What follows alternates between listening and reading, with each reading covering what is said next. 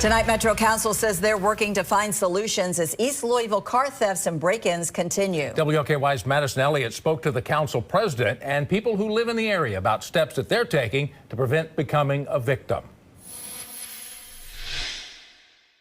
Police say these types of crimes are usually crimes of opportunity.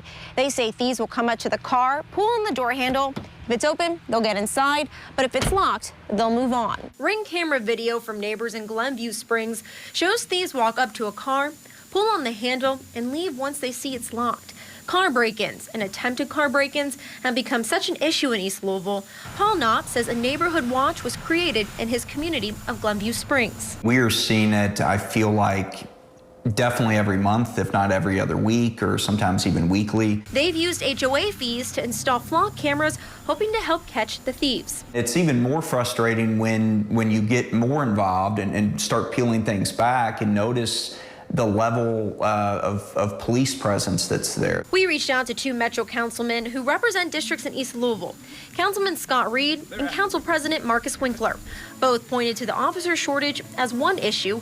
Reed says every officer the city can hire will help, but Winkler says they also need to retain officers. We're seeing our attrition numbers have been cut in half, basically over the last 6 months. So, certainly getting people in the door is one piece of the puzzle, but making sure they're not leaving out the other door is just as critical. Winkler says council is in constant contact with LMPD, but there's not much council can do to strengthen punishment in these cases. Where we come in is, public safety is our #1 priority. And so it's making sure that, we're funding LMPD, that we get back to full force strength at LMPD. Reed says they're looking at other options, including LMPD's pursuit policy and trying to keep offenders behind bars longer and not release quickly.